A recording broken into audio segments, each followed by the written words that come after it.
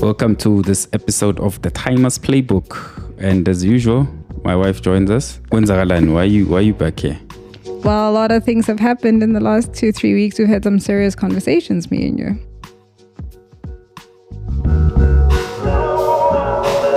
Okay, what's happened? What's on your mind? What's the first thing?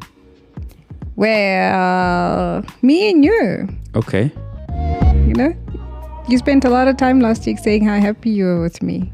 Oh, okay. And our conversations and our quality of life at home. I didn't realize. I thought that was not for the podcast. Why? Private things. How? That's not my private thing.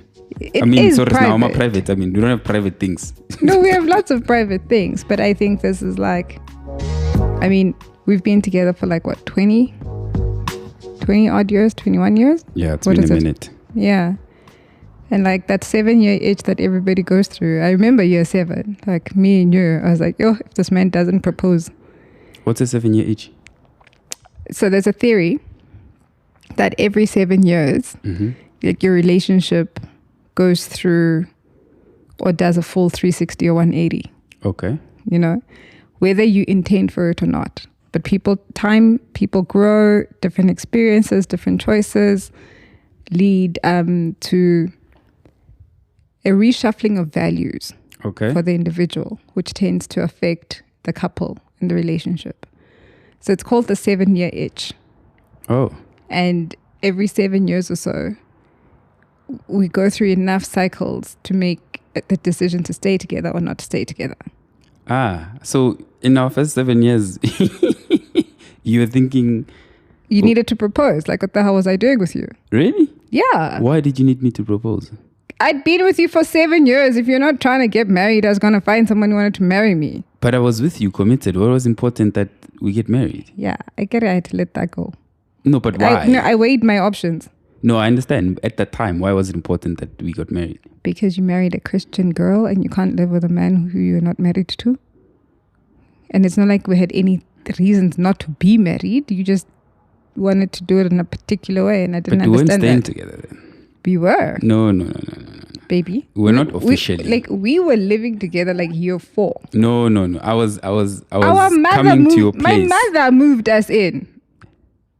Year 4. Think about it. Think really hard. You went overseas, you came back, you were in and out. You were in and out in my... We're not staying together, Tazza. I was visiting you. When we went to you. Tarragona. Yes, that's when we stayed together. No, not even. The year before that, we were in LA, just off Plagari. No, off Malibongwe. The really nice one, in Robindale. Yeah, no, before, okay, sharp. Anyway, we digress. You were saying 7-year itch, so you think we're in this new 7-year cycle now? Yes. Because I haven't been counting from the last 7. Yes. So, I mean, we've made decisions. Some of them made us happy. Some of them made us miserable. Like, we're still trying to get out of this financial quagmire we found ourselves in. And for different reasons on both our parts, we were frustrated with that life. Yeah. You know? And how we handled it between the two of us created static. Yeah. Lots of static. What you call it. Lots of static. Static. Like every That's time cute. I touched you, it was a spark. Oh, that's cute. I forget you have jokes. Oh, I have jokes. But you're not laughing. I am laughing inside. Yeah. Okay. No, I think we're in a much better place. Again, we've done our first couples therapy session. So I thought that was good to go down that route. It's crazy though that we couldn't talk and we live in the same house. We needed a mediator. But I thought it was helpful just to have, for lack of a better phrase, a referee in the room, and we could both say what we felt. And I feel like you had no choice but to listen.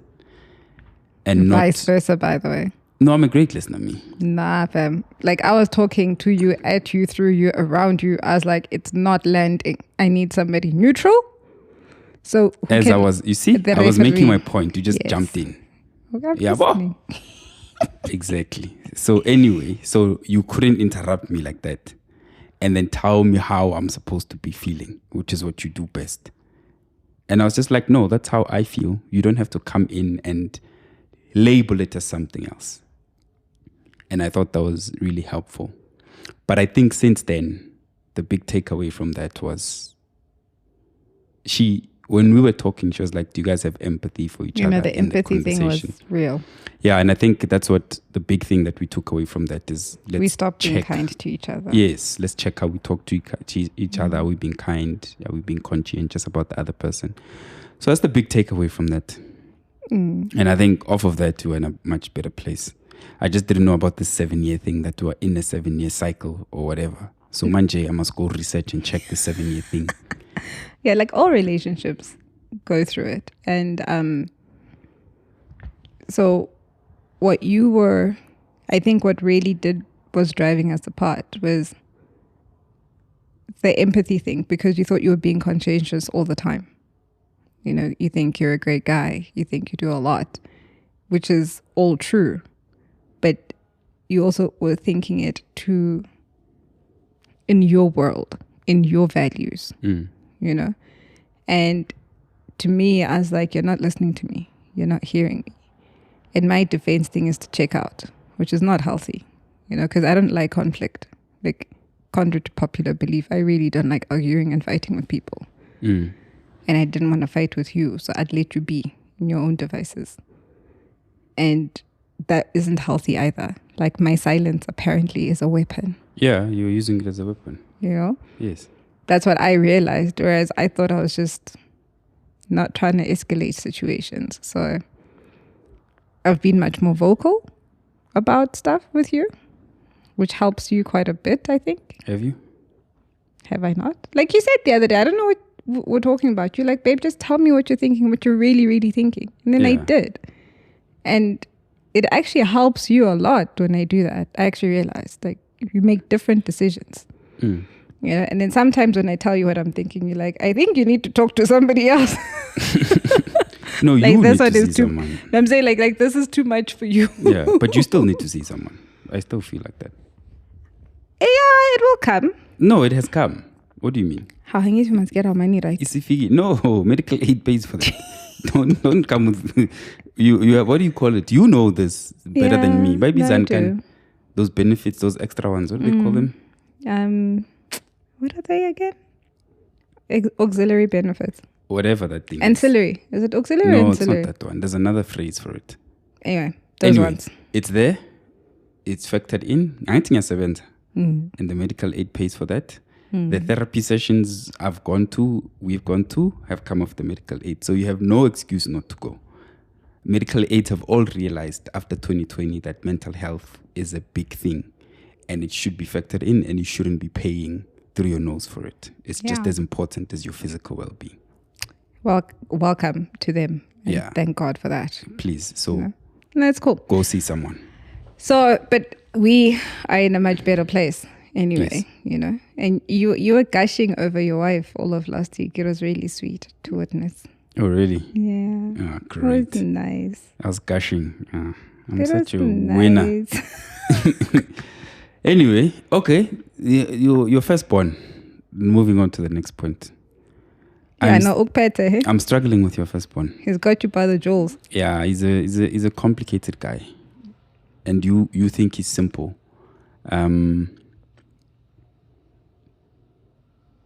Yeah, like but anyway, since he's been a kid, we've always sort of like clashed with my approach, with sometimes can be a bit abrasive. A bit. A little bit, I think. Not too much. Your son has you by the short and curlies. No. What do you mean? I'm trying to figure it out. I can't figure him out. But you can't. Do you know why? Why? You're so much like him. No, I thought you said I'm like the second born. Okay, so there's a lot of us in both our kids. Yes. Like different traits and stuff. But like, you miss how TJ when he was it 3, 4, 5 or 6 months, whatever. It was 6 months, ne? The World Cup, the first year he was born, he was 6 months.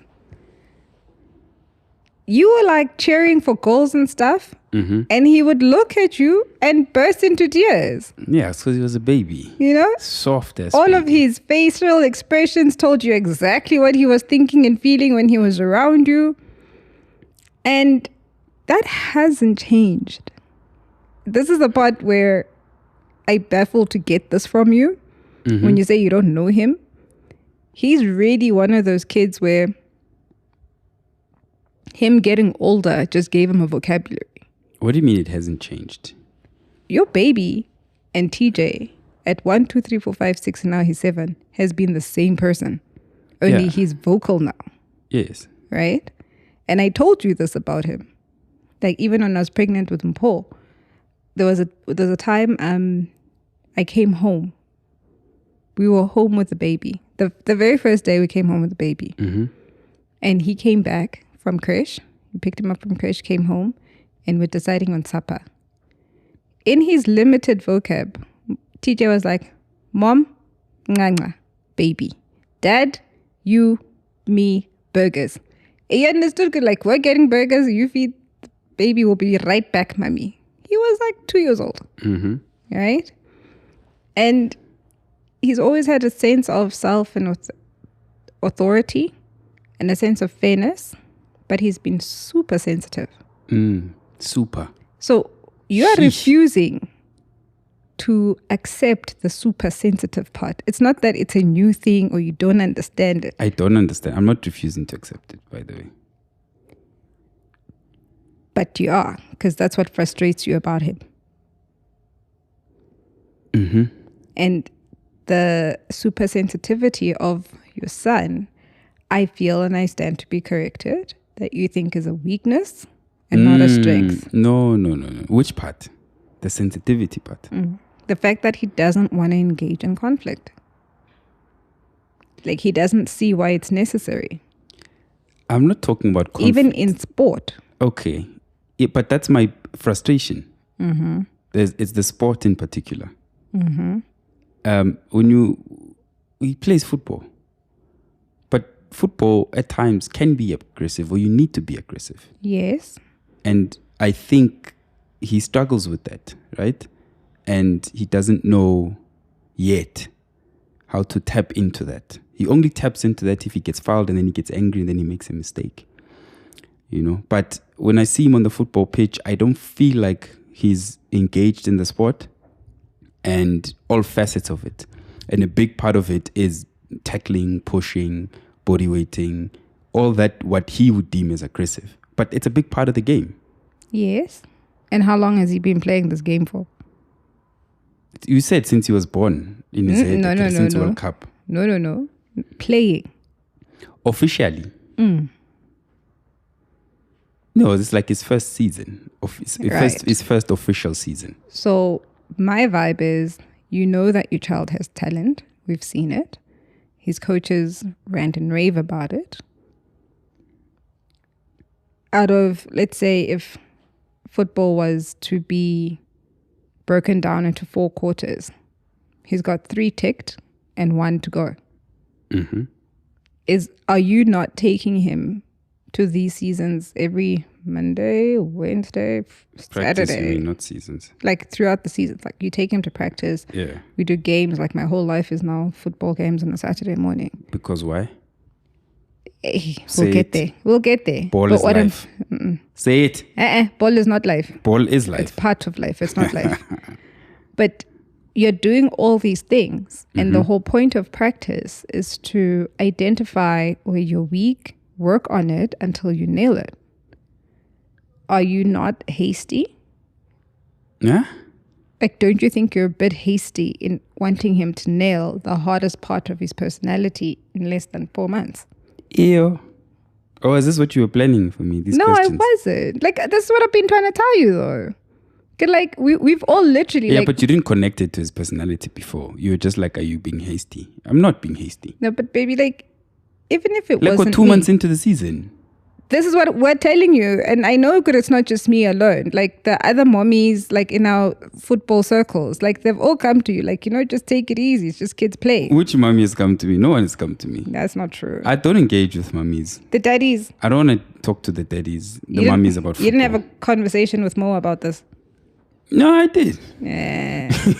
Your football circle, tell you. Good. Let the kids play. They're just starting. It's his first season. But I'm trying to help you connect the fact. But it's frustrating to watch. Of course it is.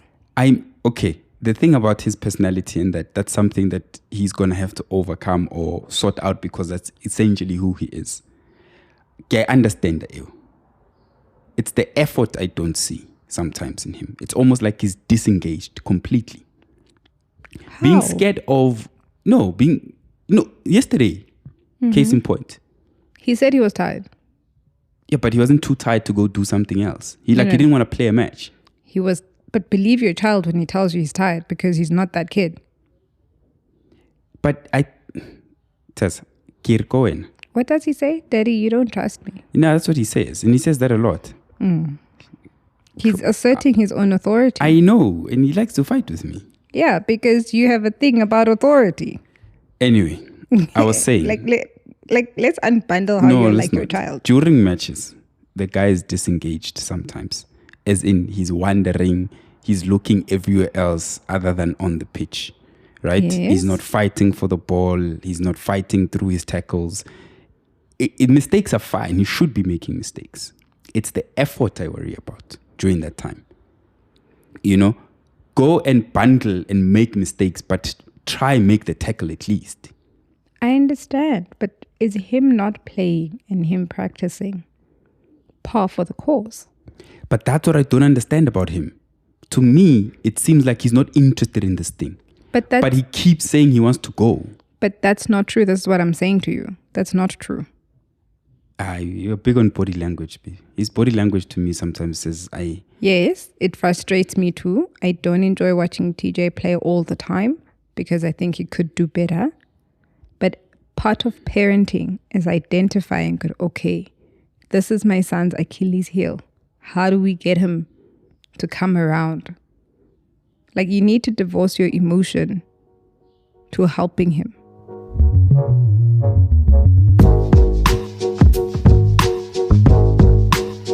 Parenting, guys, honestly, parenting is not about paying bills.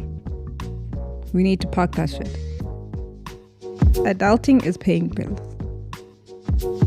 Parenting is identifying who your child is, watching their strengths and their weaknesses, figuring out who they are and what they want to do and how you can help them get over stuff. Or at least have a relationship with their weaknesses, because those weaknesses tend to be strengths in other scenarios. Yes. And giving them the confidence, and this is the key, giving them the confidence to know when and how to merge the two when time comes. For the bulk of us, it took us to get to our 30s, our 40s to realize that our weaknesses are actually our greatest strengths. And our greatest strengths are our greatest weaknesses. And there's a time and place for every response and reaction. Your child does not like conflict. But the very next, was it Sunday or Saturday? Yeah, you guys came back Friday. Yeah, because he had a game Friday night. And then I had to do damage control. And then Saturday. Damage control? Oh, you forget, I crawled all the way up the bunk bed. Oh, because he didn't want to talk to me after the game. So he wanted some alone time. I did that thing that on social media they always say, your kid will quit. You'll make your kid quit as the father, because I was coming down on him because of the way he played. Yeah, and even when you got home, Mpo and I was chilling, watching movies, you sat down, and the first opening line, I was like, if you came at my son with that energy, nothing went down. No, it didn't. Right? It resulted in him not wanting to talk to me. Yes. For the whole night. And I had to crawl into the bunk bed and pull teeth, like I pull teeth with you, to get the info from him. And the reality is, your child wants to make you proud. He really, really does. However, we have to identify and help him identify where he does come short. And then build up the strength and confidence that he can manage conflict. He's okay to be angry. He's not going to lose his mind. And now that we're actually talking about it, I actually think that his examples of rage and anger have been so extreme that he's shied away from it. And he doesn't think it's a healthy response. So everything then connected to rage, anger, whatnot, is something he doesn't want to do because he thinks he'll get into a blind rage because he's seen that enough times. Not at home. I won't comment. Blind rage. Yeah, I won't comment. There's no blind rage here. So, it's normal rage. So for him, it's not something he's happy or comfortable with, and he doesn't because he's very kumbaya, your son, right? So the whole point has always been, it isn't that your child won't break or he will be great at everything. It's in the moment where he does break, how you respond to him. When you see he's broken, what is your response to him to help him come back together again? Because the very next day, I can tell you for free, they were just playing a friendly soccer game with their kids and mates at his friend's farewell thing, and there was a kid who was a bully on the field. Your son took him on, and this kid is a whole head and shoulders bigger than TJ. We all heard and we were all quiet. But then this kid thought, no, TJ is small, he doesn't know. He went for him. That boy came off the field limping, crying to his mother. Tackle. I don't even remember how the tackle went, but TJ was on him. Like, he told all the other smaller kids, good, that one, I will mark him. And the kid came off the field limping and then crying to his mother. And then TJ felt bad because he starts crying because he hurt this kid. Why can't he do that during the match? But what I'm trying to say is he's learning. Oh. He's learning. And your son, he will always experiment in spaces he's comfortable first. This kid, he knows, he sees him every day at school. So it might be easy or whatever, but whatever it is, he's happy to engage in conflict. He doesn't go to school with the boys in his soccer club. Yes. It's a learning experience. The more he's exposed to it, the better he'll be at it. Okay, so you're saying it'll click one day?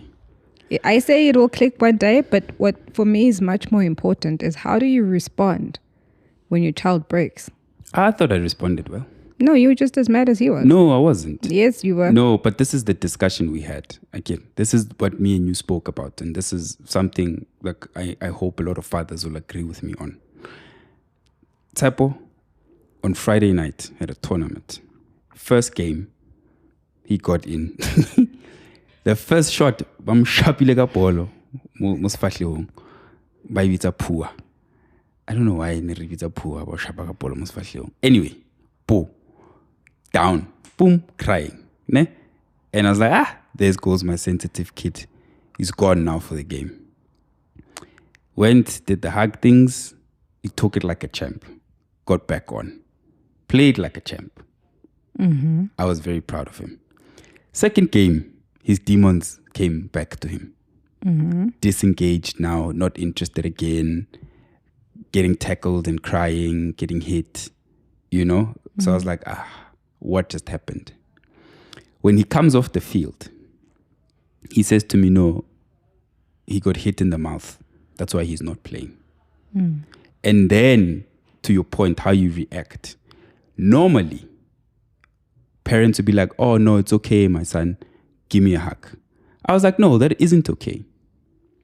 Right? Because unless it was a deliberate foul, hands are going to fly when you're playing football.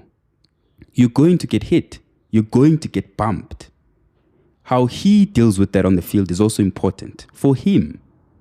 He needs to learn to ride those things and not let being hit by mistake by a hand affect his game or affect his mood for that matter. And I felt it's important to tell him that then. I wasn't mean. I wasn't shouting.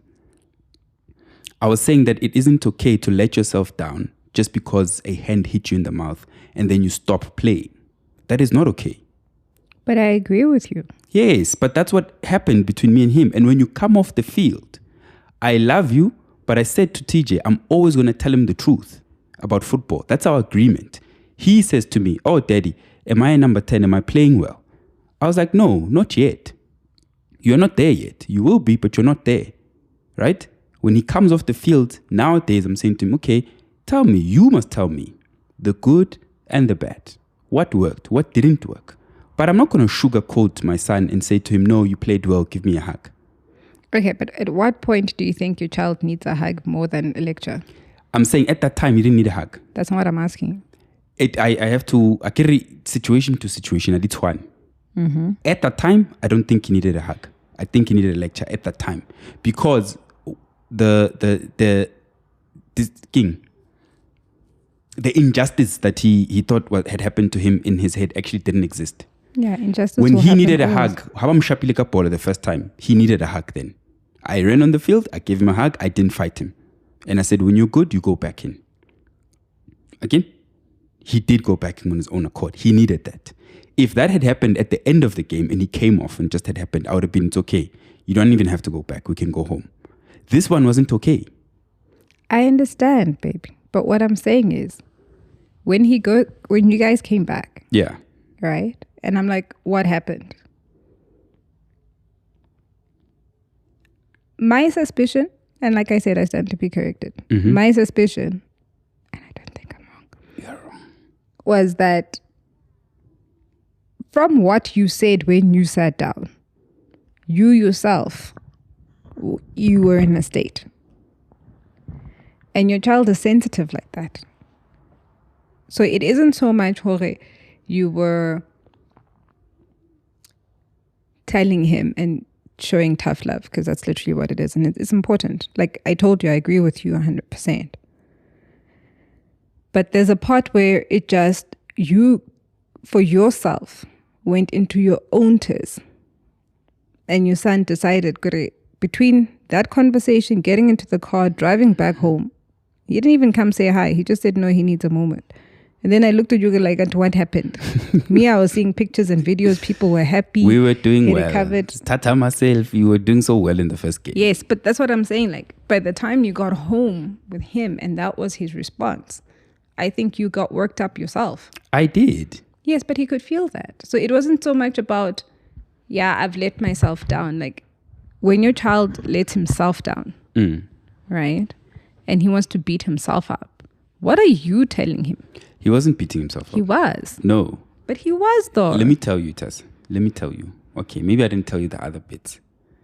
Let me give you full context of this situation. When we are recording. Yeah. No, this is parenting. This is what we have to deal with. We went to the football tournament.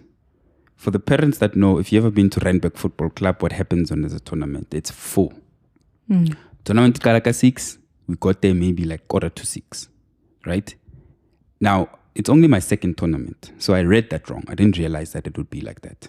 So next time I'll go early. So now we're trying to find parking. Your son always wants me to park inside the venue. Ne? Whenever I park outside, he's not happy. So we have our own thing back and forth, me and him. He's like, no, Dad, trust me. You don't trust me. You can find parking, go inside. I'm like, okay, let me drive inside and go look. Shop around, I go in, there's no parking.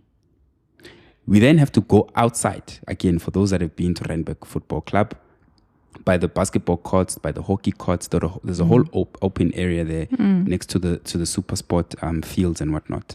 But it's all the way up there. Now, that's the first problem, because your son is going to moan all the way up there, all the way to the field. And then he's like, carry me. I get all of 7 years old, I must carry. I'm like, no, bro, I can't carry you. It was freezing that day. I get freezing. I've got his bag. I'm wearing Timbs. I'm wearing a ton of things. I'm like, no, also you're going to play. Walk. Get warm. We go halfway and I realize I left my cell phone. Ooh. I'm like, my boy, I got to go back. Does he not flip? I'm going to be late. I'm like, there's nothing I can do. I need the phone. Right? I can't go in there without the phone. And then walking back, I'm going to miss his whole match if I walk back once I've left him there. So we were already in a spot, me and him, because of the logistics. And I tend to fight with people in my family of how I park or I find parking. It's not just him. Parking Chronicles. Parking, it's the wife, it's my son. Ne? I told you about your parking. So now we're trying to find also, because Randburg there's fields all over the place. We're trying to find where we're going. When we get to where we're supposed to play, his team is also not organized under 8 Yabon. So they don't know which player's going where. And in all that kafafu, he ends up actually being late for his match, and then he's coming on as a sub. So he's not happy about that to start with. I'm not happy about that either. Fine. Plays the game, does all of that. So there's underlying things. So now this conversation at the end happens there, and now we still have to track back. Now he's angry about walking back. I'm also annoyed that I have to walk back. So now all the way back, we're not happy with each other. So it's twiddledee and twiddledum. I don't know if it's that. There's no adult, there's no child here. You're all in the same image. That's what you're saying to me. No, I'm saying to you, you're in the same image. There's no difference. I'm saying to you, it was a delicate situation that was exacerbated by the parking and the cold. No, I get and that. the walk. And you see, so... But this is why parenting is yes, but I'm saying hard. Oh, yes, it's difficult because I'm also human. I get so I'm trying not to fight with an 8-year-old and just say, hold my hand, let's get to the car. Now I can't carry him also up because it's uphill now, right? Carrying him all the way, I'll never make it. Well, I'll make it, but I don't want to. You see, so then we get in the car, we're talking nicely. Maybe I did take it a bit too far. Maybe I actually lost him in the car. Because in the car, he just slumped over, didn't want to talk. I was like, fuck. I think I've gone too far. Oh, wow. Actually. Like, this conversation is like 2 weeks old, and now you're acknowledging you've gone too far. Thank you, podcast world. I didn't give you the full story. Thank you, podcast world. I done fucked up. So when he came in the house, I was like, that was on me. That was on me. I didn't have to go in that hard on him. But I did say to you, it was an experiment. I also, because we're trying as parents, trying to figure out which methodology is going to work. I'm trying to see if this tough love situation can trigger something in him to be like, you know what, I don't want to have that situation with my dad. Or, I'll do better. So I'm trying to see, I don't know. You see, so it's trial and error. And I said to you, I'm hoping that that situation galvanizes him to act differently. Whether it's to show me up or to actually want me to be proud of him, it doesn't really matter what his motivation is. I want to see what it's going to result in. And then the next match is coming this Saturday. We'll treat it differently. Okay. You see, but my experiment, it didn't work. No. Yeah. It was a dismal failure. No, it was a dismal failure. I think it took me 48 hours to recover because my kid was not feeling me for like 2 days, which is not cool. Yeah, well. So I think we're okay now. We're getting there. Well, I'm not going to be there for his game this Saturday. So you'll be there and then hopefully. Yeah, no, the part you don't know, we had a really decent conversation in bed and he cried a lot. And at the end he said, thank you, mommy. No. So I think we'll be fine. We're a good tag team. Okay. I didn't throw you under the bus or anything. No, you can't. Yeah, we're a good tag team. But I am going to warn you. Listen to me when I'm like, it's enough now. You go for a walk. And when you come back, let's have some ice cream and have a conversation. I shouldn't be butting heads with the 8-year-old like that. But you've been butting heads with your baby. What I'm trying to tell you, Peanut, is that you and Peanut have been butting heads. But he's always trying to come at me. Yes. I'm his father. Just listen. Never. That's the problem. No. It's your problem, not his. How? He's doing everything he's supposed to do. He will turn your heart inside out, that child. No, he does. Yes. And I'm here for it. Cool. Thank you so much, Tessa, for coming on to the show today. We always appreciate your input. Interesting conversation. And yeah, thank you so much for listening to this episode of the Timers Playbook. Please don't forget to subscribe, like, and share. You can find us on all streaming services and I think YouTube now as well. So yeah, thank you. Go listen, like, share. Yay. Until next episode. Sharp.